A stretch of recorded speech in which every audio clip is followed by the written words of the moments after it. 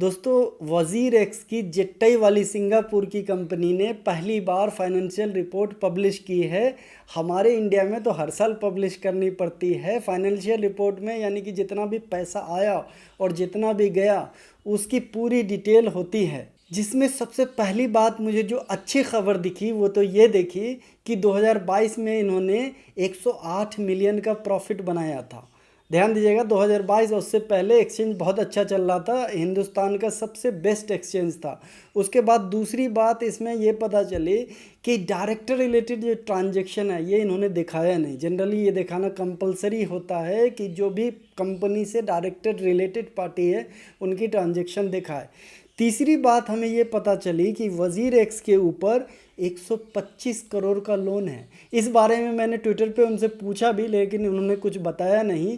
और चौथी बात ये है कि 2023 में इन्होंने एडवर्टाइजिंग पे 2.4 मिलियन का एक्सपेंसेस किया था, लेकिन 2022 में इन्होंने एडवर्टाइजिंग पे 80 मिलियन का एक्सपेंसेस किया, यानी कि 33 गुना ज़्यादा।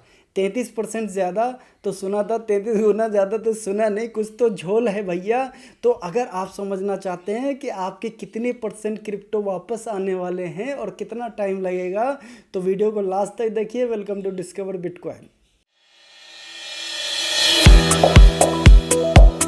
तो दोस्तों आप यहाँ देख सकते हैं, ये है वज़ीर एक्स की फाइनेंशियल रिपोर्ट के मेन पॉइंट। सबसे पहले दिख रहा है रेवेन्यू। तो 2023 में इन्होंने लगभग 12 मिलियन का प्रॉफिट कमाया, और जिसमें से इन्होंने कई सारे खर्चे किए हैं, जैसे कि सेल और मार्केटिंग पे 2.4 मिलियन, एडमिनिस्ट्रेटिंग में 6.8 मिलियन। दोस्तों यहाँ पे ध्यान देने वाली बात यह है कि 4 मिलियन ये अदर एक्सपेंसेस बताना है, जबकि अदर एक्सपेंसेस का रूल होता है कि 5% से ज़्यादा नहीं होना चाहिए टोटल एक्सपेंसेस का।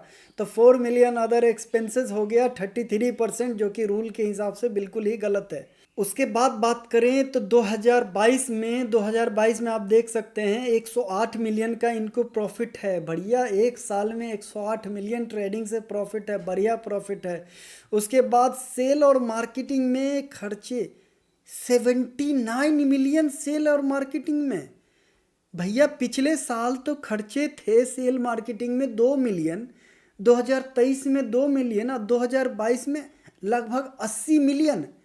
बाप रे बाप, 2 मिलियन से 4 मिलियन हो सकता है, 5 मिलियन हो सकता है, 10 मिलियन हो सकता है, सीधे 80 मिलियन क्या कैसे हो गया एडवर्टाइजमेंट पे और मार्केटिंग पे। तो भैया मैं बताता हूँ, ये मैंने भी कंपनी 15 साल चलाई है। डायरेक्टर लोग एक बहुत आसान टेक्निक यूज़ करते हैं कि डायरेक्टर जो होते हैं वो कंपनी से डायरेक्ट पैसे नहीं निकाल सकते, तो वो किसी दूसरी कंपनी, दूसरी एजेंसी के बहाने से पैसे निकालते हैं और वहाँ से वो पैसा ले लेते हैं। तो ये जो 80 मिलियन दिख रहा है, और चूंकि ये जेट्टाई कंपनी सिंगापुर में रजिस्टर्ड है और सिंगापुर जो है बिजनेस के लिए प्रो फ्रेंडली है, तो डायरेक्टर को ये फुल पावर देता है कि कहीं भी कितना भी ये इन्वेस्टमेंट कर सकता है, इसमें कोई रेस्ट्रिक्शन नहीं है। तो 80 मिलियन अपनी ही किसी सब्सिडरी कंपनी में इन्होंने ट्रांसफ़र किया होगा और फिर वो ट्रांसफ़र कर दिया होगा दुबई। जैसा कि मैं पिछले सारे वीडियो में बोल रहा हूँ कि वज़ीर एक्स के पास इतना ज़्यादा प्रॉफिट है, तो उसके बाद ये यूज़र से 12 मिलियन इसने क्यों लिए लीगल एक्सपेंसेस के लिए। उसके बाद इतना 100 मिलियन का प्रॉफिट सिर्फ इसका एक साल में है। दोस्तों मान लीजिए कि 2023 में सिर्फ 12 मिलियन का प्रॉफिट हुआ, जो सारे खर्चे में चले गए, क्योंकि 2023 के बाद से गवर्नमेंट ने 1% TDS और 30% टैक्स ला दिया था, तो ट्रेडिंग वॉल्यूम बहुत ही कम हो गया था। लेकिन कंपनी पिछले 7 साल से चल रही है, तो 7 साल से 100 मिलियन अगर 7 साल में देखें तो 700 मिलियन हुआ। 700 मिलियन नहीं, स्टार्टिंग में कम प्रॉफिट हुआ होगा तो 400 मिलियन, 500 मिलियन, इतना इनका प्रॉफिट रहा ही होगा पिछले 7-8 सालों में। साथ ही बात करें कि ये लोग क्रिप्टो में डील करते हैं और इनके पास क्रिप्टो ही था, तो आप ये समझ लें कि 5 साल पहले इन्होंने इथेरियम और बिटकॉइन रखा होगा तो आज उसकी वैल्यू क्या होगी। उसके बाद ये साले 236 मिलियन यूज़र का देने के लिए इतना लोचा कर रहे हैं।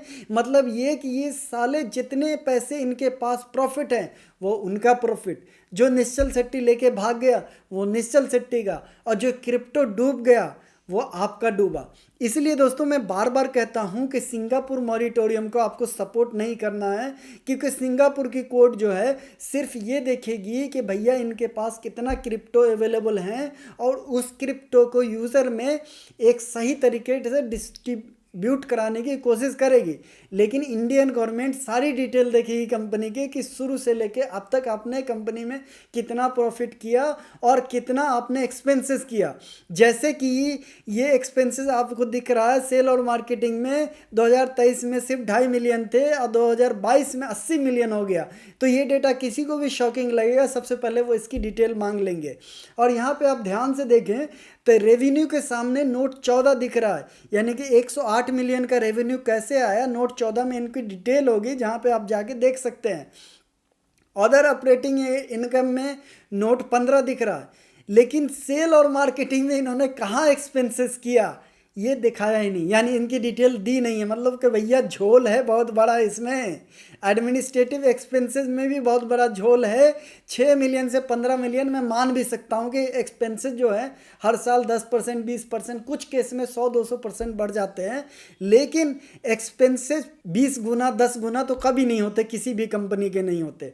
तो इसमें झोल है जिसको छुपाने की कोशिश की गई है, इसलिए इस एक्सपेंसेस की डिटेल इन्होंने नहीं दी है। और सारे एक्सपेंसेस करने के बाद ये बता रहे हैं 2022 में इनको 7 मिलियन का प्रॉफिट हुआ। अरे भैया 7 मिलियन का भी प्रॉफिट हुआ तो यूज़र के 12 मिलियन क्यों लिए, इन 7 मिलियन से ही एक्सपेंसेस करते। तो दोस्तों अब हम चलते हैं 14 पे, नोट 14 जो दिया हुआ था उसमें ये बता रहे हैं कि सॉफ्टवेयर डेवलपमेंट से 2022 में 6.5 मिलियन का इनको प्रॉफिट हुआ। ट्रेडिंग कमीशन की बात कर रहे हैं तो 101 मिलियन का इनको ट्रेडिंग से प्रॉफिट हुआ, टोटल 108 मिलियन का प्रॉफिट हुआ। उसके बाद 2023 की बात करें तो 5.7 मिलियन का इनको सॉफ्टवेयर डेवलपमेंट से प्रॉफिट हुआ और 6.3 मिलियन का इसको ट्रेडिंग कमीशन से प्रॉफिट हुआ। वो तो जाहिर सी बात है कम ही प्रॉफिट होगा 2023 में, क्योंकि TDS और टैक्स की वजह से लोग ट्रेड करना कम कर दिए थे 2022 के बाद। लेकिन 2021 का क्या, 2020 का क्या, 2019 का क्या, 2018 का क्या, कंपनी तो 2017 से चल रही है, बाकी प्रॉफिट कहाँ गया। दोस्तों दूसरी जो सबसे शॉकिंग न्यूज़ दिख रही है वजीर एक्स एफिडेविट 2 में, अदर पेएबल, यानी कि इनको अदर लोगों को कुछ ना कुछ पेमेंट करना है, उस पेमेंट की डिटेल यहाँ पे दिख रही है। 8 मिलियन, 9 मिलियन, फिर 1 मिलियन शेयर होल्डर को इन्हों $8 देना है। उसके बाद रिलेटेड पार्टी को 11,000 देना है। उसके बाद अदर में 23 मिलियन, 2023 में देखिए आप नीचे 23 मिलियन अदर, मतलब अदर किसी को 23 मिलियन इन्हें पे करना है। उसके बाद 2022 में देखिए तो 97 मिलियन अदर किसी को पे करना। दोस्तों अदर एक्सपेंसेस हम कैसे लिखते हैं कि सारे जो मेन खर्चे हो जाते हैं और जो छोटा मोटा खर्चा होता है, जैसे ऑफिस में कोई पेपर आ गया, कोई स्टेशनरी आ गई, कोई स्टेपलर आ गया, किसी चीज़ की इंक आ गई, इस तरह से छोटा मोटा एक्सपेंसेस जो लेस देन 5% होता है उसको हम अदर में डाल देते हैं। लेकिन इन्होंने 99% अदर में डाल दिया। मतलब ये कि सब कुछ भैया हिडन ही है, बताना ही नहीं है, तो ये इस तरह की रिपोर्ट फिर बाहर लाई क्यों जिसमें तुम ये नहीं बता रहे हो कि 80 मिलियन कहाँ निकाल के गए। उसके बाद 100 मिलियन ये और उसके बाद 24-25 मिलियन ये, तो 125 मिलियन तुम्हें किसको देना है, किसका लोन ले रखे हो, चूतिया तुमने बताया ही नहीं। तो फिर ये रिपोर्ट का मतलब क्या हो जाता है।